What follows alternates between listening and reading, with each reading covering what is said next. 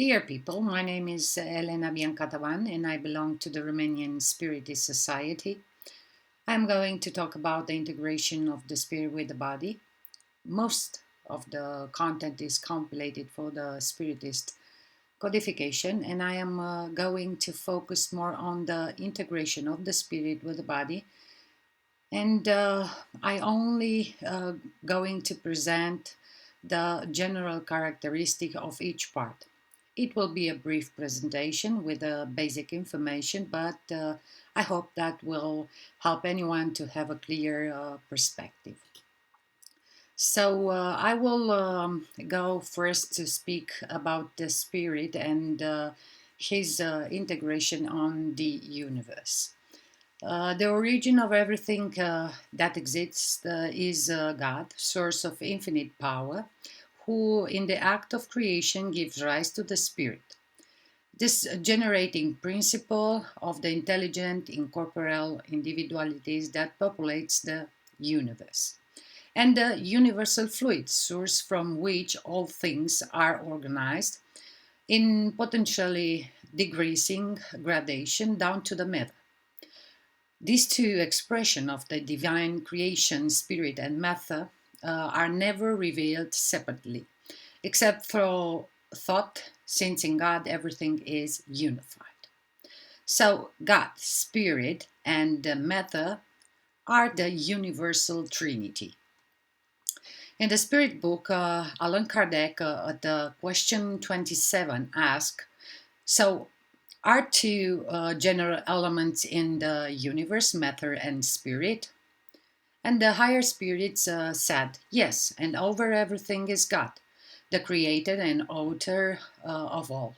These three elements comprise the principle of all that exists. They are the universal trinity. In a similar way, man is a Trinitarian in his constitution of spirit, perispirit, and physical body, perfectly integrated and articulated at the service of the immortal being in the role that is up to him to play in the work of creation. Allan Kardec told us in Medium's book that numerous observation and irrefutable facts have demonstrated that human beings consist of three components. One, the soul or spirit, the intelligent principle in which moral sense resides. Two, the body, the material and dense envelope which the spirit temporarily uses as a garment for fulfilling certain providential designs. And three, the perispirit, the fluidic, semi-material envelope which serves as the link between the soul and the body. And first, I will start to speak about spirit. And we all know that the spiritual principle has its own existence. Individualized, the spiritual element constitutes beings called spirits. Spirits are, therefore, intelligent individuals, incorporeal, populating the universe created by God, independent of matter. At the 23 question, Allan Kardec asked, what is spirit? And the higher spirit said, the intelligent principle of the universe. At the 23a, ask, what is spirit's innermost nature? And the spirit said that it's not easy to explain spirit in your language. For you is nothing, because it is not something palpable. Nevertheless, for us it is something.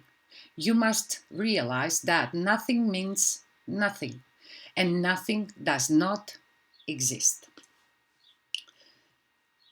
So the spiritual principle is the coronary of the existence of God. And all the spirits have the same point of departure, that they are all created simple and ignorant with an equal aptitude for progressing by means of their individual activity. that they will all reach the degree of perfection suitable to them through their own personal efforts. That being children of the same Father, they are all object of the same consideration, and that none are more favored or more gifted than others, nor excused for the labor that will be imposed on everyone else to reach the goal. So here we can see that God is justice and good, and for all his children, uh, prepare a spiritual life, um, a right spiritual life, and there is no favor, and there is no gifted more one than other, and there is no spirits that will live forever in the happiness and join the love and beauty that they find in the purity, and the other ones will be eternally suffering.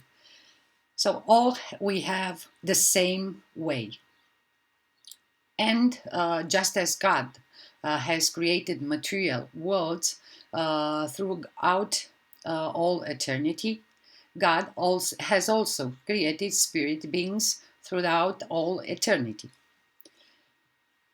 In order to define the spiritual body in same way, it is necessary to consider, first of all, that is not a reflection of the physical body, since in reality it is the physical body that reflects it. In the same way as itself, the spiritual body is in turn the portrait of the mental body, which presides over its formation.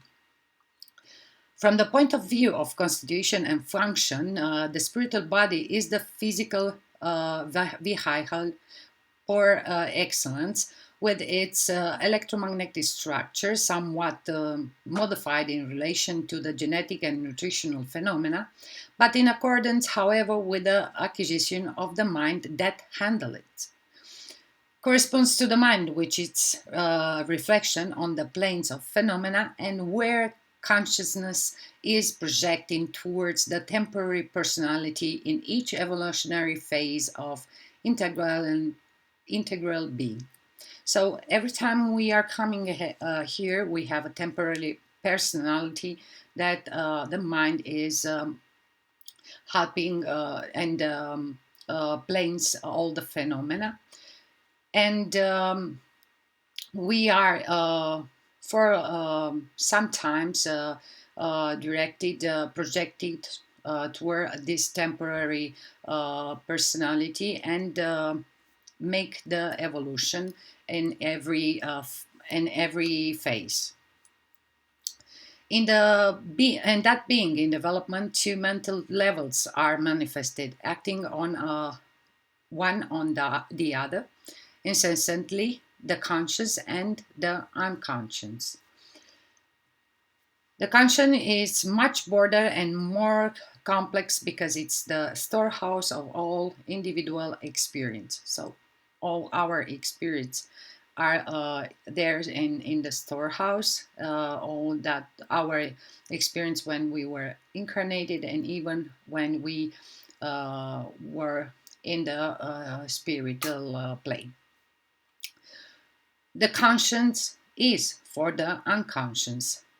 As active forces in the embodied spirits, we have thought, feeling, and will, which together play a very important role forming the mental current that, under the command of the will, it will act on matter and fluids to transform them. But this mental current that the energetic structure of the perispirit vibrate, activating in turn the nervous system in the physical field, so that the spirit becomes aware of what is happening in the somatic body and behind it, sending orders and stimuli to regulate their action.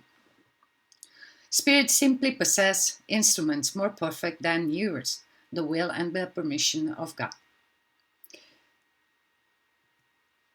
At the question 82, Allan Kardec asked, "It is correct to say that spirits are immaterial?" And the spirit said, "How can we define something when we have no terms for comparison and when we only have an insufficient language at our disposal? Can one who is born blind define the light? Immaterial is not the right word. Incorporeal would be more precise because you should understand that since it is a creation, a spirit must be something. A spirit is a synthesized matter. You have no analogies for describing it. It is also so etherized that your sense cannot perceive it. And Allan Kardec says, we say that spirits are immaterial because their essence differs from everything we know by the name of matter. We can only define them by comparison that are always imperfect or by an effort of our imagination. At the question 22, Allan Kardec asked, matter is generally defined as that which has extension, that which can impress our sense, that which is impenetrable. Are these definitions correct? And the spirit said, from your point of view, they are correct because you can only talk about matters that are familiar to you. Matter, however, also exists in states that are unfamiliar. For example, it may be so ethereal and so subtle that your sense cannot detect it. It is matter, nevertheless, even though you do not perceive it as such. And I will speak just a little bit about force center or chakras because they are part of the spirit, and we'll see with what is helping the body, how is helping the body this force center or chakras. In the external limits of the presence of energetic vortex can be perceived. In change of channeling towards the physical body, the energies that pass through the perispirit, originating from elaboration, synthesis, or observation of the level of the spirit. These vortices are defined as bell-shaped structure with their mouth facing the higher energy planes, the astral or spiritual, and fending towards the lower energy plane, the physical, where these energies merge through the nerves branches to lead to the various departments of organic activity, the currents of vitality, cosmic energy of varied order, waves, thoughts, and the manifestation of the divinity itself, covered into the light of love that animates all beings in the universe. And I will just main further all the important characteristics of what I have saying about spirit. And I said that the essential attribute are that we are children of the same father, that we have same consideration, same point of departure, created simple and ignorant, all reach the degree of perfection. Spirits are intelligent individuals, incorporeal, thinking being, populating the universe, independent of matter. Like constitution and function, I said the spiritual body is the physical vehicle per excellence, electromagnetic structure, somewhat modified in relation to the genetic and nutritional phenomena. The mind is it is a reflection of the planes of phenomena, thought, feeling, and will, forming the mental current under the command of the will. It will act on matter and fluids. Through this mental current, the energetic structure of the perispirit vibrate, activating in turn the nervous system in the physical field. It is matter nonetheless, even though you do not perceive it as such. Energetic vortices can be perceived in change of channeling towards the physical body, the energy that pass through the perispirit. And before I speak about the perispirit, I will just say something about soul, that what is the soul and what is the spirit, and if is the same or is different. As long as the spirit is incarnated, we call it soul. After disincarnating, it returns to its natural states of spirit. This fact is pointed out in the Spirit book. At the questions 134, Allan Kardec asked, "What is the soul?" An incarnate spirit. At the question 134a, ask, "What was the soul before its union with a body?" A spirit. At question 134b, are souls and spirits therefore one and the same thing? And the high spirit said, yes, soul are no more than spirits. Before uniting with the body, the soul is one of the intelligent beings who populate the invisible world, and it later temporarily assumes a physical envelope in order to purify and enlighten itself. And now I will speak about perispirit and inmost nature of the spirit per se, that is of the thinking being, is entirely unknown to us. It only reveals itself through its action, and this action can only impress our sense by means of unthought or material intermediary designed by the name designed by the name perispirit. At the question 93, is the spirit per se without the covering, or it is surrounded by some kind of substance? The high spirit said that the spirit is surrounded by a substance that might look vaporous to you, but which is still quite dense to us. Nevertheless, it is sufficiently vaporous to be able to raise itself into the air and travel to whatever it wants to go. Due to its spiritual essence, the spirit is an indefinite, abstract being that cannot act directly upon matter. It needs an intermediary. This intermediary is the fluid envelope, which is, in a certain way, an integral part of the spirit, a semi-material envelope, which one could say it's linked to matter by its origin and to spirituality by its ethereal nature.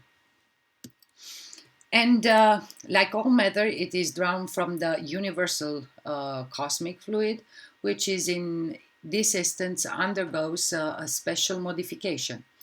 This envelope, designed by the name perispirit, makes the spirit, an abstract being, into a concrete, defined being that is perceptible to thought.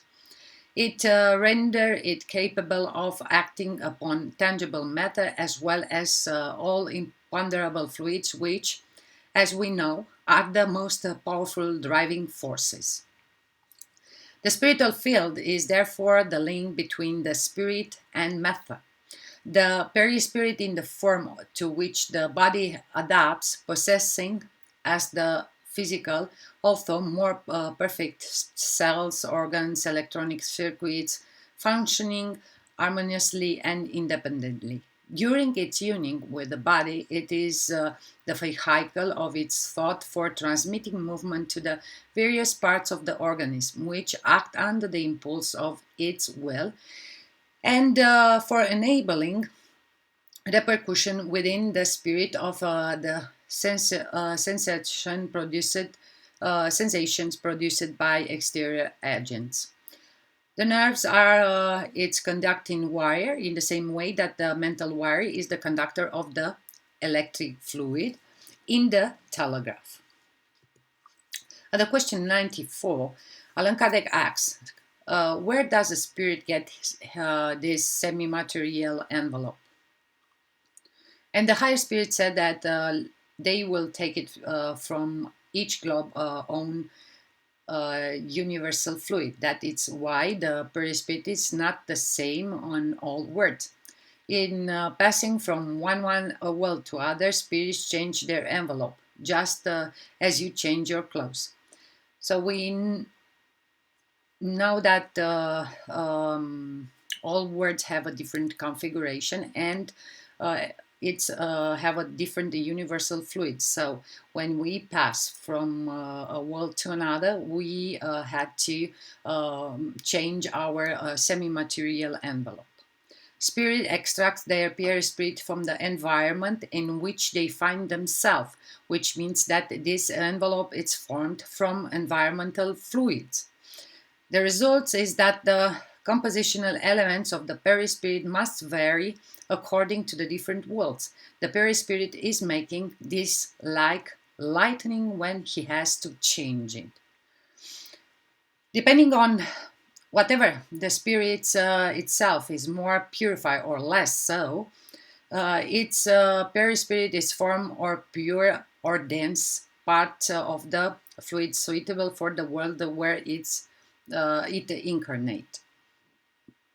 The spirit produced there always by comparison and not by equivalent, the effect of chemical reaction that attracts to itself the molecules that its nature can assimilate. From this, a crucial fact may be drawn.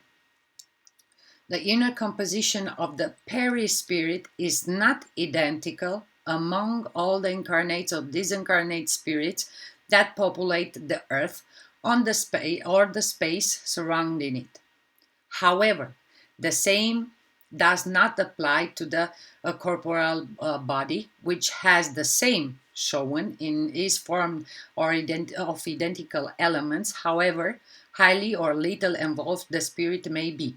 Also, the effects produced by the body are the same from everyone, and their needs are the same, whereas everybody is different with respect on to their perispirit. For the results, the perispiritual envelope of the same spirit change with its progress in each incarnation, even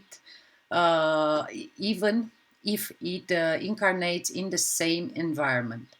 In the exceptional case where high-order spirits incarnate on missions, not on a less involved world, they have a less dense perispirit than the indigenous inhabitants of that world. The environment only has to do with the nature of the beings that must live in. Fish are in the water, land beings in the air, and spirits beings in the spiritual or ethereal fluid, even on earth.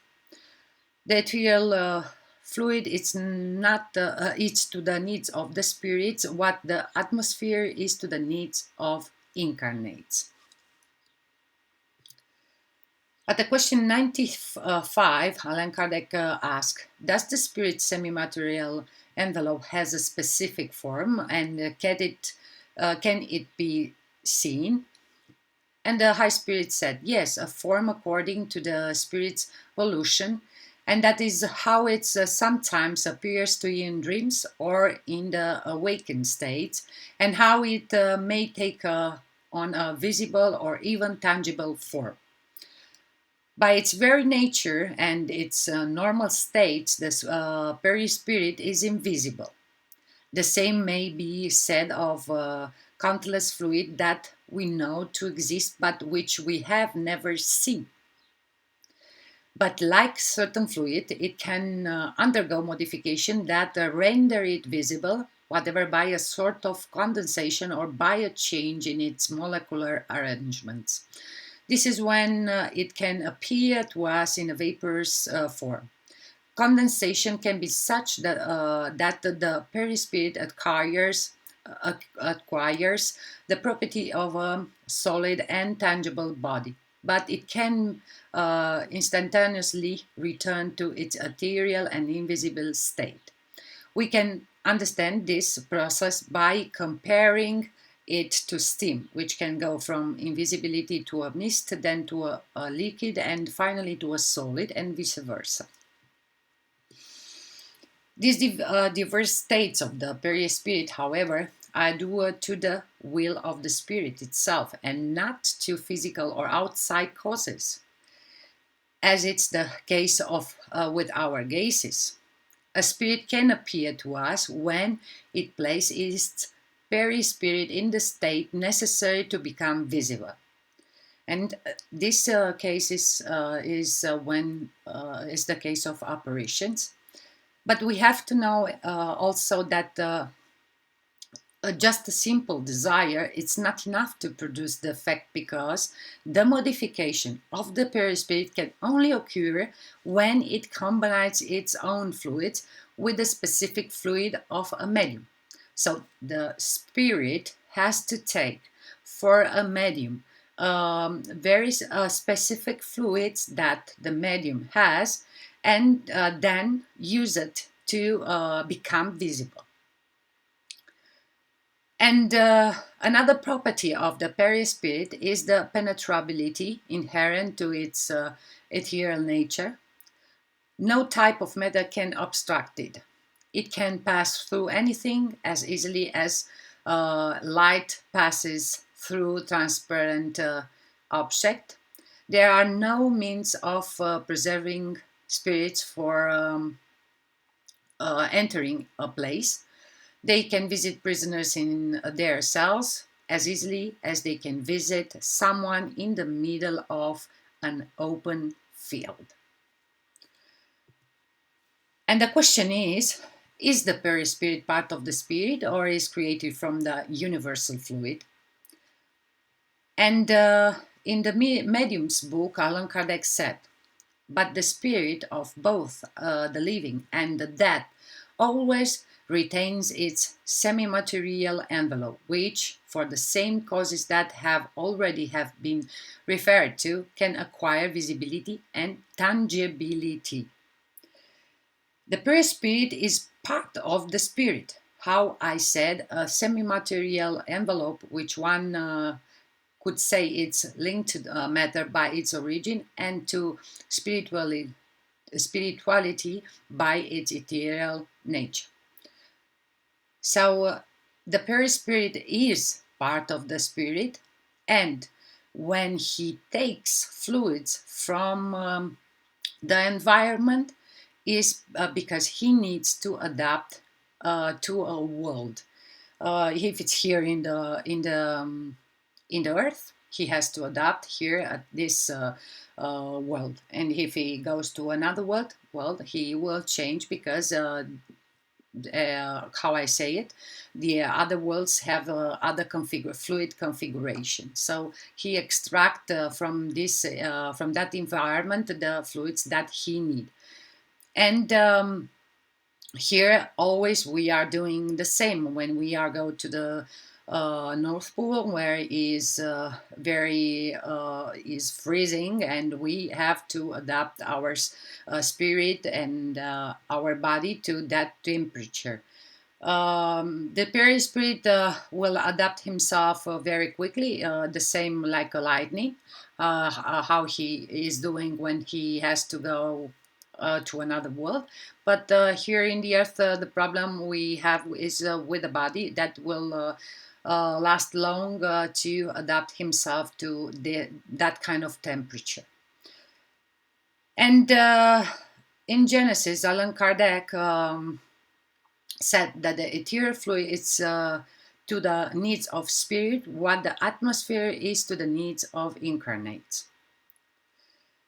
And I will make the main furthers. And the main furthers of perispirits are: the perispirit is invisible but can be visible. lugubrious, fluidic, there is a fluidic envelope. It is linked between the spirit and matter. It is the vehicle of its thought for transmitting movement to the various parts of the organism. The inner composition is not identical among all the incarnates or disincarnate spirits, linked to matter by its origin and to spirituality by its ethereal nature, drawn from the universal cosmic fluid. The perispirit it is fit with the physical body, magnetizes and penetrates the etheric double without being confused with it, because it constitutes a potentially more active field. And the most important properties of the perispirit are operations, adaptability, tangibility, transfiguration, bicorporeity, penetrability, emancipation, and expansion. And there are a lot of them more, but I just present all just a few of them and the most important. And I will speak now about the vital fluid. And the vital fluid is between the perispirit and the body. It's what it's called the vital fluid. This structure was presented by Allan Kardec as a vital principle, a modification originating from the universal fluid, which determines the phenomena of life when it's acting in association with matter. That principle, it is still matter, although organized in vibratory expression that exceed the limits of a perception until then used by the human being. The vital principle is objectified in living beings through a field called double ethereal or vital body, which, as André Louis says, is made up of effluvia of neuropsychic nature, emanating from the group of cells with the function of ensuring balance between soul and body.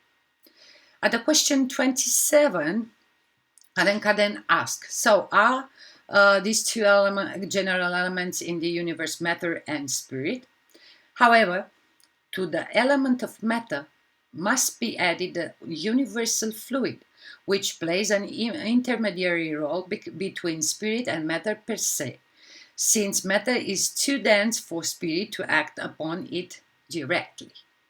Although, from a certain point of view, this fluid may be regarded as part of the material element. It differs from it due to a special property. If it were simply matter, there would be no reason for spirit not to be matter too. It is placed between spirit and matter, yet it is a fluid, just as matter is matter. In this countless combination with matter and under the direction of spirit, it is capable of producing an infinite variety of things about which you still know very, very little. By being the agent upon which spirit acts, this universal, primitive, or elementary fluid, it is the principle without which matter would forever remain in a state of dispersion. It would never acquire the properties given to it by gravitation. The universal cosmic fluid is the primitive elementary matter, whose modification and transformation comprise the innumerable variety of bodies found in nature. As the universal elementary principle, it offers two distinct states: etherization or imponderability, which may be considered the normal primitive states, and materialization and ponderability, which is in a certain way only consecutive to the former. The starting point of the universal fluid is its degree of absolute purity, about which nothing can give us an idea. The opposite point it is transformation into the tangible matter. Between these two extremes are innumerable transformations that approximate one extreme or the other to variety degrees. The fluids closest to materiality and consequently the latest pure comprise what may be called the spiritual atmosphere of the earth. It is within this environment also comprised of various degree of purity that the incarnate and disincarnate spirits of the earth absorb the elements needed for the economy of their existence. As subtle and intangible as these fluids may be to us, they are nevertheless of a rather coarse nature when compared to the ethereal fluids of the higher spheres. The same occurs in the surface of all worlds, except from the difference in their constitution and the condition of vitality proper to each one. The less material the life on them, the less affinity the spiritual fluids have with matter per se. And here I want to explain that the fluid vital is not the vitality. The vital fluid helps to helps the body to have vitality.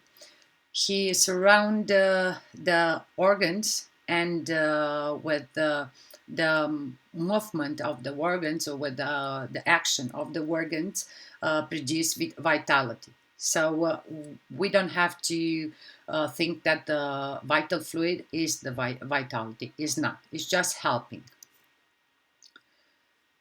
And finally, I will talk about vital fluid and aura.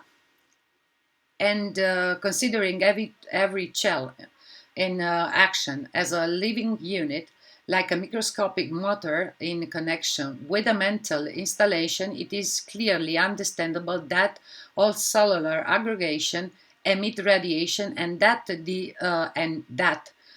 this radiation are articulated through functional synergy that must constitute a resource that we can call thesis of forces around the body that externalize them. In man, however, such a projection emerge profoundly enriched and modified by the factors of a continuous thought which, adjusting their own emanation with those of the cellular field, modeled around this personality, the well-known vital body or etheric double duplicate more or less radiantly the human person. In human beings, these radiation are molded by the molding force of the spirit, reflecting to the physical vision as an aura, an ovoid formation of colorful tones, which suffer marked influence from the organic state, somatic body, and from the thoughts elaborated by the soul. The aura thought its colors, textures, and format represent the identification card of each being because there the moral, emotional, health, and illness states are registered, marking our victories or revealing our miseries, which are shown in the path of other beings. And like main feature, I said that vital fluid is part of the universal cosmic fluid between the spirit, perispirit, and the body. Without him, the spirits cannot unite to the body, called the double ethereal or vital body, give the phenomena of life in association with matter. Its matter organized in vibratory expression penetrate the body and organs and maintain the life in body. With the help of the organs, maintain the vitality. Combined with perispirit, helps the spirit to collect information from the body. The vital fluid is not the same in each person or species. The aura are the emanation from the organic state's somatic body and from the thoughts elaborated by the soul, duplicated more or less radiantly the human person. And finally, I will speak about human body, that it can be considered due to the complexity of its function and the purpose for which is invented as the most perfect machine that is known. At the question 22a, Allan Kardec asked, then how may we define matter? And the High Spirit said that the matter is the tie that enchains spirit. It is the instrument that spirit uses and upon which it simultaneously exerts its action. Before matter could be the object of labor of the spirit for the development of its faculties, it was necessary for the spirit to be able to act upon it. And this is why it came to dwell in it like a lumberjack dwells in the forest. Since matter had to be simultaneously the object and the instrument of labor, God, instead of joining the spirit to the rigid stone, created organized, flexible bodies capable of both receiving all the impulse of the spirit's will and of lending itself to all its movements. The body is therefore simultaneously the envelope and instrument of the spirit, and as the spirit acquires new aptitude, it closes itself in another envelope that is appropriate for the new type of work that is must perform. Just as less heavy tools are employed by those capable of performing more delicate work. So when we are changing the world and go to a superior world, how they say we change our envelope, and the matter is not so heavy. And I will go on with and say that to be more exact, it must be stated that it's the spirit itself that models its own envelope and render it acquired for its new requirements. This the spirit perfects, develops, and completes the organism in the degree that it feels the need to manifest new faculties. In other words, it tailors it to the stature of its intelligence. God furnishes the spirit with the materials, but it is up to the spirit to use them. When the spirit must incarnate in a human body that is about to be formed, a fluidic tie, which is nothing but an extension of its perispirit, connects to the zygote, to which it is attracted by an irresistible force from the moment or conception. And this tie we call here the silver thread. As the fetus develops, the tie tightens. Under the influence of the fetus vital material principle, the perispirit, which possesses certain properties of matter, it's unified molecular by molecular to the body that is forming, a fact from which one may deduce that the spirit thought to the intermediary of the perispirit sort of take root in the fetus much as a plant takes root in the soil.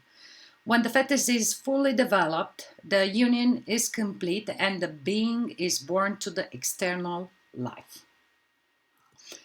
However, at the same time that the spirit recovers its self-awareness, it loses the memory of its past, but without losing the faculties, qualities, and aptitude that it had acquired previously. Aptitude which had remained temporarily in a latent state, and which, upon resuming their activity, will help the spirit do more and do better than what it did in the previous incarnation. But this kind of faculty, the faculties and the qualities, it stay in a lighted state, but part of them we are using here. what they are in the lighted state, we are using by intuition. And the incarnate spirit's obligation is to provide to the sustenance of its body, but also to the sustenance of his spirit. And this sustenance we can acquire from the prayer. From it also has to look for its safety and well-being constraints it to apply its faculty in the search to exercise and develop such faculties. Its union with matter is useful for its evolution, and that is why incarnation is necessary. Furthermore, by means of the intelligent labor that it's performed upon matter to its own advantage, it conquers in the physical transformation and progress of the globe that it inhabits. Thus, as this progresses, it collaborates with the work of the creator, of which is become an unconscious agent. And I can say that when we are prepare our life and our body, we came here and we are trying to go on with this life. We also participate in the progress of this earth, the world here. And that's why the high spirits say that it collaborates with the work of the creator.